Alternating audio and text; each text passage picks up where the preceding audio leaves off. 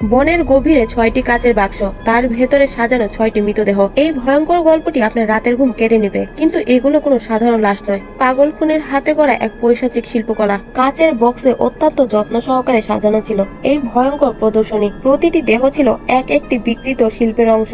প্রথম দেহটি শরীরের নিচের অংশ ছিল না এবং হাত দুইটি ক্রুশবিদ্ধ ভঙ্গিতে রাখা। সাজসজ্জা হিসেবে পেছনে নীল প্রজাপতির ডানা লাগানো ছিল।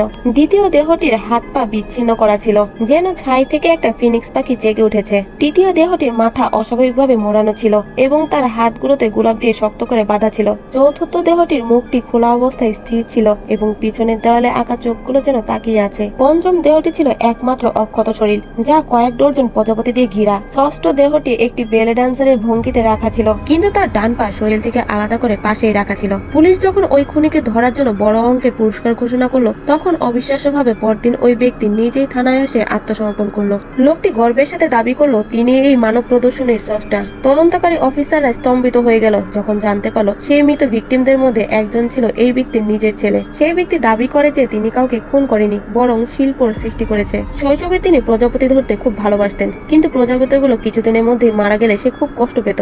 তখন তার বাবা প্রজাপতি সংরক্ষণ করার স্পেসিমেন তৈরি করা শিখিয়েছিলেন। তার বাবা শিখিয়েছিল জীবন্ত প্রজাপতি ঈশ্বরের অধীনে থাকে, কিন্তু যখন এটিকে নমুনা হিসেবে সংরক্ষণ করা হয় তখন সেটি তার স্রষ্টার হয়ে যায়। এই বিকৃত ধারণা থেকেই তিনি মানুষকে মেরে চিরকালের জন্য নিজের কাছে আগলে রাখার এই নৃশংস পথ বেছে নেয়।